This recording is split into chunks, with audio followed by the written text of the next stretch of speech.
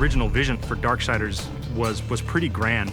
And we weren't able to execute on that fully in Darksiders 1, but Darksiders 2, a lot of the stuff we really wanted to have in there, like loot, like skill trees, leveling up, a big world that you could explore at your leisure, getting new abilities that allow you to then see more of that world. We get to do a lot of that in Darksiders 2, and we're really excited about it.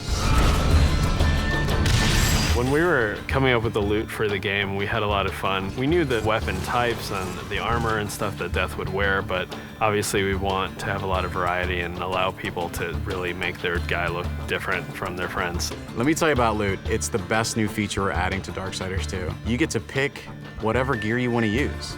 Do you want to use a heavy axe? Do you want to use a faster set of claws?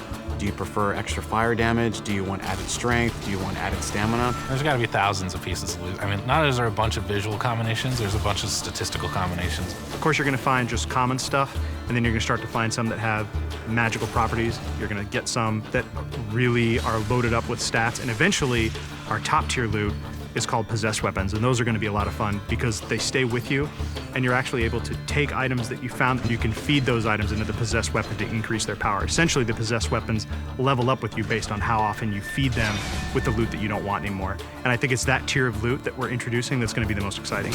In Darksiders 2, we've got a skill tree. There are two major sides. You've got the Necromancer side and the Harbinger side. The Harbinger is more warrior-based, melee, in-your-face, hand-to-hand combat, weapon-based combat. Necromancer is your spellcaster. Your big nukes, fire, arcane, lightning, all that cool stuff. There's certainly not a chance to just stand in one place in Darksiders 2. The characters are more aggressive in this game. They're kind of up on top of you very quickly. So one, you have to think a lot quicker than you did on the first one. But because you've got so many different tools to handle that combat now, players can handle it in a lot of different ways. They can hold back and use a lot of the magic if they're not very good at the melee combat, but you can also get in and get through from a very up close and personal style of gameplay. So it's really down to the type of player who's playing the game.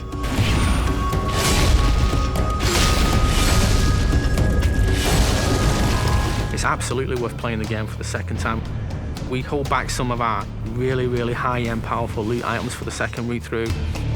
There are quests that are going to force you to explore the world into nooks and crannies you didn't even know existed, and to go down through some pretty serious content. And some are funny, some are serious, but there's a lot to see. It sort of harkens back to the elements that were special in old school games. That's what we really wanted to pack into Darksiders 2. We want people to sense our passion. It's a game made for gamers by gamers.